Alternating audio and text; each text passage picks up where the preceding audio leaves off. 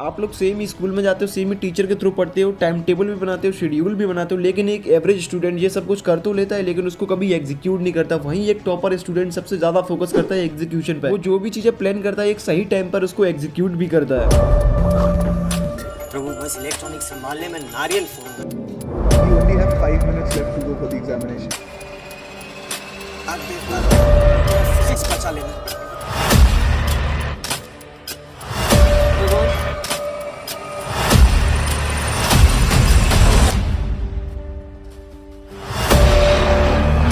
Mostly students अभी भी comments करें कि भैया अभी भी सिलेबस हमारा कंप्लीट नहीं है, रिवीजन कैसे करें वो भी समझ में नहीं आ रहा और नीट तो बिल्कुल कंप्लीट हो ही नहीं रही है। इस वीडियो में आपको फाइनल प्रो टिप्स देने वाला हूं कि कैसे आपको सारी चीजें मैनेज करनी है जिससे कि जब 15 से 20 दिन में आप सारा सिलेबस अपना कंप्लीट कर सको और रिवीजन भी कर सको। Tip number 1, don't follow time table. Yes guys, आपने सही सुना है। अगर आप टाइम टेबल बनाते हो, शेड्यूल बनाते हो और उसको फॉलो नहीं करते हो फिर आपको रिग्रेट फील होता है, इससे आप और डिमोटिवेटेड हो जाते हो। तो अगर आप ऐसा कर रहे हो, अब तक काफी ज्यादा टाइम टेबल बना चुके हो और कोई भी फॉलो नहीं करा है, तो अब से टाइम टेबल बनाना बंद कर दो। एंड अगर आप टाइम टेबल बनाकर पढ़ाई करते हो, उसको फॉलो भी करते हो, तो वेल एंड गुड, आप लोग बना सकते हो। बाकी जो लोग टाइम टेबल फॉलो नहीं कर पाते तो उन लोगों के पास वैसे भी फालतू टाइम नहीं है, तो मत बनाओ टाइम टेबल जिससे आपको डिमोटिवेशन फील नहीं होगा। बस अपने डेली के टारगेट्स बनाओ और उन्हें कंप्लीट करने का ट्राई करो। सेकंड टिप है बैलेंस टाइम एंड वेटेज। जो चैप्टर सबसे ज्यादा वेटेज के आ रहे हैं उन्हें ज्यादा टाइम दीजिए, जो चैप्टर एक आध नंबर का आ रहा है उन पर ज्यादा फोकस मत करो। क्योंकि मोस्टली स्टूडेंट्स से जब मैंने बात करी तो बोल रहे हैं कि भैया इस चैप्टर मुझे 3 घंटे लगे कंप्लीट करने में। जब मैंने उसको देखा कि तो वो चैप्टर सिर्फ 2 मार्क्स का क्वेश्चन आने वाला था।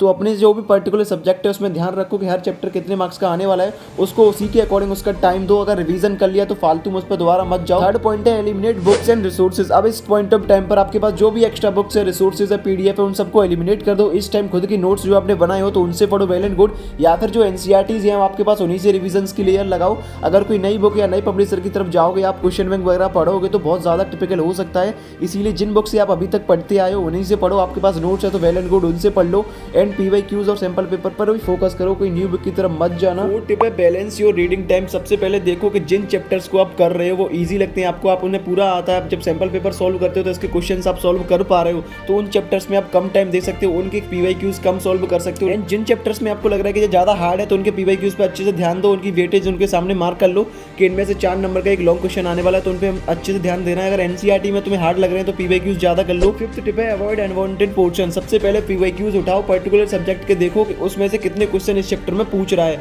और कौन से ऐसे टॉपिक्स है जहां से सीबीएसई ने अभी तक कोई क्वेश्चन नहीं पूछा है। अगर अभी तक कोई क्वेश्चन नहीं आया सीबीएसई से उस टॉपिक पर तो आगे भी रियली ही आएगा। तो आप लोग ऐसे पता कर सकते हो कि कौन सा टॉपिक है जिसमें से कम क्वेश्चंस आते हैं। तो आप लोग हेल्प ले सकते हो, अपने टॉपर्स स्टूडेंट से हेल्प ले सकते हो, जो आपको कोई फ्रेंड हो या फिर टीचर से पूछ सकते हो। या फिर आप पीवाईक्यूज और सीबीएसई का जो ऑफिशियल सिलेबस है उसकी पीडीएफ आपको टेलीग्राम पर मिल जाएगी, वहां से देख लो कौन से टॉपिक पर अभी तक सीबीएसई ने कोई क्वेश्चन पूछा ही नहीं है और आगे भी पूछेगी तो मुश्किल से एक आध नंबर का कोई शॉर्ट वगैरह आ सकता है, तो उस पर आप ध्यान रखना। सिक्स्थ टिप है डू स्मार्ट वर्क। अभी इस पॉइंट ऑफ टाइम पर आपके पास फालतू का ज्यादा टाइम नहीं होता है, तो इसीलिए आपको जो भी रिसोर्सेज वगैरह चाहिए, लाइक पीडीएफ चाहिए, सिलेबस की डेट शीट चाहिए, नोट्स चाहिए या फिर लास्ट पीवाईक्यूज चाहिए, तो खुद से सारी चीजें डाउनलोड करने मत बैठो। बहुत सारे यूट्यूब पर ऐसे चैनल्स हैं या फिर ग्रुप है टेलीग्राम पर या फिर गूगल पर सर्च करो और वहां से सारी चीजें डाउनलोड कर लो। अपने फ्रेंड से बोल सकते हो कि यार तेरे पास उस चैप्टर के नोट्स है तो तू मुझे शेयर कर दे और मैं तुझे शेयर कर दूंगा, और आपस में सारी चीजें डेलीगेट्स कर लो कि इस टॉपिक का ये मटेरियल मैं अरेंज करके तुम लोगों को दे दूंगा। जितनी भी पीवाईक्यू, सैंपल पेपर, पीडीएफ वगैरह होती हैं तो सारी खुद से करनी, अब मत बैठो। खुद के नोट्स भी नहीं बना पाओगे तो अगर तुम्हारे पास खुद के नोट्स अभी तक नहीं है तो अब तुम बुक्स से पढ़ो, एनसीईआरटी से पढ़ो, पीवाईक्यू से पढ़ लो, टॉपर्स की आंसर शीट देख लो और जो नोट्स तुम्हें इंटरनेट पर अवेलेबल है उनकी पीडीएफ तुम्हें टेलीग्राम पर मिल जाएगी तो वहां से डाउनलोड कर लो। खुद से अब सारी चीजें करने बैठोगे तो इतना टाइम नहीं है। 7 टिप है अवॉइड अनवांटेड थिंग्स। इस पॉइंट ऑफ टाइम पर अगर तुम कहीं जाते हो, लाइक घर वाले तुम्हें किसी काम के लिए भेजते हैं या फिर तुम स्कूल जाते हो या कोचिंग जाते हो और तुम्हें लग रहा है वहाँ पर कोई क्वालिटी टाइम तुम्हारा स्पेंड नहीं हो रहा है, पढ़ाई नहीं हो पा रही है, टाइम वेस्ट हो रहा है, तो उस जगह पर जाना बंद कर दो। अगर तुम्हें अटेंडेंस का इशू आ रहा है तो सिंपली एक मेडिकल सर्टिफिकेट बनवा लेना यार, 100-200 रुपये में बन जाएगा। अगर तुम्हें लग रहा है कि तुम्हारा 1 घंटा भी कहीं वेस्ट हो रहा है तो चुपचाप उस चीज़ को बंद कर दो। इस पॉइंट ऑफ टाइम पर सबसे ज़्यादा इंपॉर्टेंट होता है तुम्हारे लिए स्टडी करना। तुम स्कूल में भी पढ़ो अपनी या फिर अपनी स्टडी टेबल पर घर पे बैठ के पढ़ लो, वही डिपेंड करता है। 8th टिप है स्टे मोटिवेटेड एंड ऑर्गेनाइज्ड। अभी आप जो भी शेड्यूल बनाते हो उसको अच्छे से फॉलो करो। अपने दोस्तों से बात करते हो और वो बोलते कि भाई मैंने तो अपना पूरा सिलेबस कंप्लीट कर लिया है, तो उस बात से आपको खुद को सदमा नहीं लगना चाहिए। आप ये मत सोचना कि वो पूरा कंप्लीट कर लिया है तो मेरा नहीं होगा। इस टाइम पर सभी का यही हाल होता है। मैं काफ़ी बच्चों से बात कर चुका हूँ तो सबका यही बोल रहा है कि भैया मेरे में ये प्रॉब्लम आ रही है, किसी का मैथ छूट गया, किसी का साइंस छूट गया है। तो किसी भी चीज़ को देखकर डिमोटिवेटेड नहीं होना है, खुद का टाइम टेबल फॉलो करना है, खुद में एक पॉजिटिव एनर्जी रखनी है।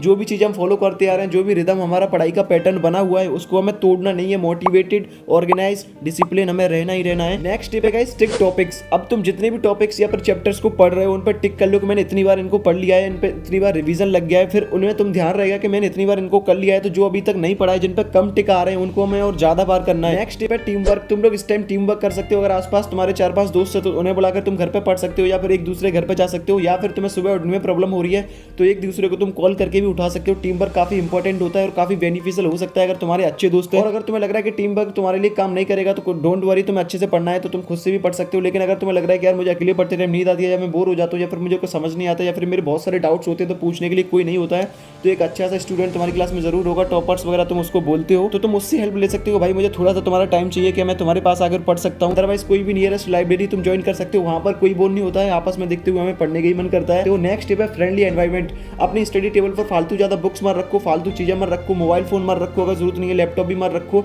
जितनी बुक्स तुम्हें रिक्वायर है, जो भी स्टडी मटेरियल रिसोर्सेज रिक्वायर है, सिर्फ वही रखो। आसपास का माहौल अच्छा बनाओ। अभी थोड़े टाइम के लिए अगर घर पे कुछ ऐसी एक्टिविटीज होती भी है तो घर वालों को सबको समझा दो कि मेरे एग्जाम है, प्लीज मुझे डिस्टर्ब ना करें, फालतू की चीजों से मुझे दूर रहना है। तो अपने आसपास एक ऐसा फ्रेंडली एनवायरमेंट बनाओ जहाँ पे हर जगह जाओ तो तुम्हें पढ़ने का मन करे। नेक्स्ट पे स्किल डिस्ट्रैक्शन। इस टाइम पर जो भी फालतू चीजें हैं, सोशल मीडिया एंड ऑल, जो भी तुम्हारे पढ़ाई से तुम्हें भटका रही है, वो सब डिस्ट्रैक्शन मान सकते हो तुम, तो उनसे तुम्हें दूर रहना है। मोबाइल का तुम सही से भी यूज करके अच्छे मार्क्स ला सकते हो। इसको तुम गेमिंग वगैरह के लिए, इंस्टाग्राम वगैरह के लिए स्क्रॉल करते रहो रील्स में, तो उससे तुम्हारा टाइम वेस्ट ही होगा। तो फालतू की सारी चीजें डिलीट कर दो। नेक्स्ट पे गाइस रिवीजन पे अच्छे से ध्यान दो। 2 से 3 दिन बाद हर चैप्टर रिवीजन कर लिया करो, नहीं तो तुम्हें लगेगा कि मैं पढ़ता जा रहा हूँ, बाद में पता चलेगा तुम भूलते जा रहे हो। और ऐसा भी नहीं, कई स्टूडेंट के साथ प्रॉब्लम होती है, कमेंट कर रहे थे कि भैया मैं सब पढ़ लेता हूँ पर मुझे लगता है मैं भूल रहा हूँ। ऐसा कुछ नहीं होता, तुम नहीं भूल रहे हो, बस ध्यान रखो कि तुम रीडिंग कर रहे हो या फिर समझ समझ के पढ़ रहे हो, क्योंकि रीडिंग में और समझ समझ के पढ़ने में बहुत डिफरेंस होता है। और 2-3 बार हर चैप्टर को तुम्हें रिवीजन के लिए इक्वली टाइम देना, जिससे कि तुम सारी चीजें भूलते ना जाओ। 10th वालों के लिए तो काफी टाइम है, तुम लोग अच्छे से ऑर्गेनाइज होकर पढ़ सकते हो। सारी स्ट्रेटेजीज बनाओ, अच्छे से कंप्लीट करो सारी चीजें। बाकी सारी चीजें तुम पर डिपेंड करती है। मैं कितना भी प्रैक्टिकल टिप्स, मोटिवेशन, गाइडेंस तुम्हें दे दूं या कोई भी टीचर दे दे, जब तक तुम्हारे अंदर से नहीं आएगा कि नहीं यार मुझे किसी से पीछे नहीं रहना है। अभी 15 से 20 दिन बचे हुए हैं। एंड बहुत सारे बच्चों के कमेंट्स आ रहे हैं कि उनकी तबियत वगैरह खराब हो रही है, तो यार तुम सब लोग नींद का ध्यान रखो।